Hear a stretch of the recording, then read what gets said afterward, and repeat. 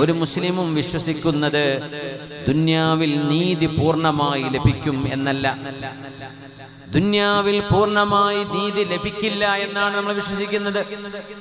നീതി ലഭിക്കാൻ തന്നെയല്ലയോ പരലോകം അല്ലാഹു നിശ്ചയിച്ചത്? നീതിക്ക് വേണ്ടിയല്ലയോ അല്ലാഹുവിൻ്റെ മീസാൻ? നീതിക്ക് വേണ്ടിയല്ലയോ ഹിസാബും കിതാബും സിറാത്തും ജന്നത്തും നാറും? നീതിക്ക് വേണ്ടിയാണ്. അതുകൊണ്ട് ഇവിടെ നീതി ലഭിക്കുമെന്ന് ഒട്ടും നമുക്ക് വിശ്വാസമില്ല.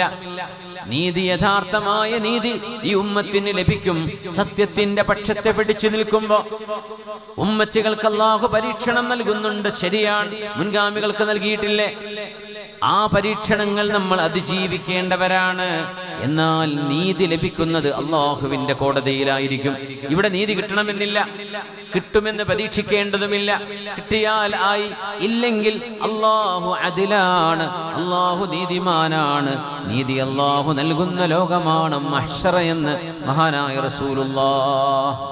ഒരു കിടങ്ങ് കീറി ആ കിടങ്ങിൽ വിറക് വെച്ച് കത്തിച്ച് ആ ആളിപ്പടരുന്ന തീയിലേക്ക് 1000-ഓളം ആളുകളെ തള്ളിവിട്ട് അതിൽ വെന്ത് ആർത്ത് നിലവിളിച്ച് കരയുന്ന ആ കരച്ചിൽ കേട്ട് ചിരിച്ചിരുന്ന ആളുകളെ ഖുർആൻ സൂറത്തുൽ ബുറൂജിൽ ഖുതില അസ്ഹാബുൽ ഉഖ്ദൂദ്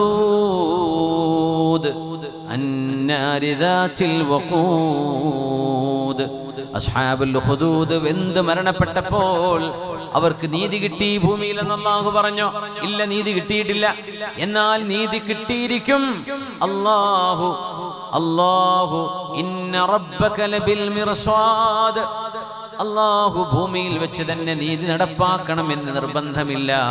അല്ലാഹുവിന്റെ ഹബീബിന്റെ കാലത്ത് പോലും അങ്ങനെ എത്ര സംഭവങ്ങൾ നടന്നു.